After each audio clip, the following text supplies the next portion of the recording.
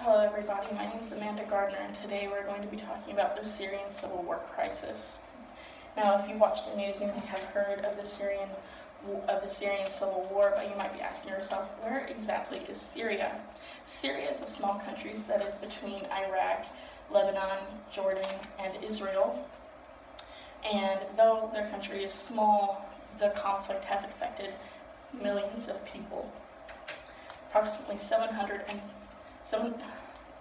470,000 men, women, and children have been murdered, and 11 million people have been displaced. 4.8 million people have moved to Egypt, Lebanon, Turkey, and Iraq. 1 million people have been displaced throughout Europe, and 6.6 million people have been internally displaced within Syria, meaning that they can't get out of Syria into other surrounding countries, and they cannot leave. And so they're just in the desert waiting in no man's land, waiting for help. And this is according to the New York Times. Many of these people are still living in ruins of their city, homes, and businesses. In the top right-hand corner, there's an image, a before and after image of of a tourist destination in a Syrian city, and below you can see a picture of Damascus and hundreds of people fleeing, trying to get aid because food and water is so scarce.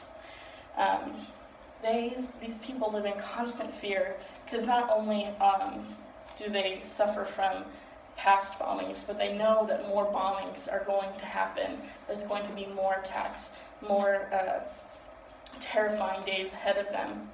And there is so little food that there is a town in Mayale, and they are eating dirt and insects just to survive, just to have enough nutrients to carry on, and that is according to BuzzFeed News.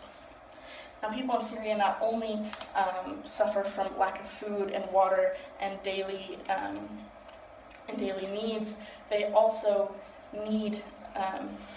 suffer from major injuries from these bombings and attacks.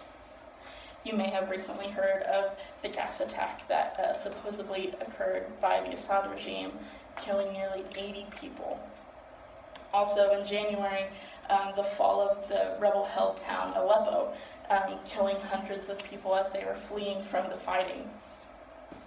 But there is one group that is trying to help.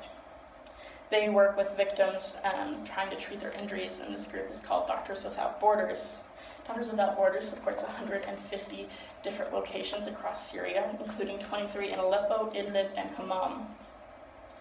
These facilities are often targets of the Assad regime and other rebel groups, and the Assad regime has refused to give Doctors Without Borders the proper authorization that is needed to continue on in their treatment in hopes to treat people that have been affected.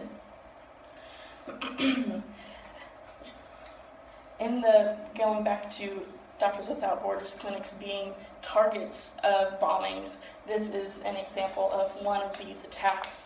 In this specific attack, nearly 50 people were murdered, including clinicians, doctors, and patients and their families. In Syria, they need shelter, food, medical supplies, medications, and costs just to run the facility, since the Syrian government will not help fund them.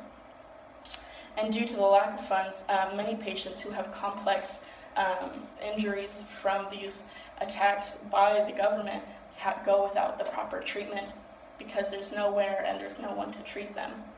Doctors Without Borders also works in 60 other countries, mostly in places that are war-torn and need assistance that they aren't getting from their government. So please, whatever you can do to help Doctors Without Borders continue on in their mission to treat others and to treat those in third world countries that don't have the proper medical facilities, please give. You can donate through a personal donation, you can do fundraising, and you can also go raise awareness out on the street, handing out flyers. And all of this information can be found at www.doctorswithoutborders.org. Thank you so much for your time, and have a great day.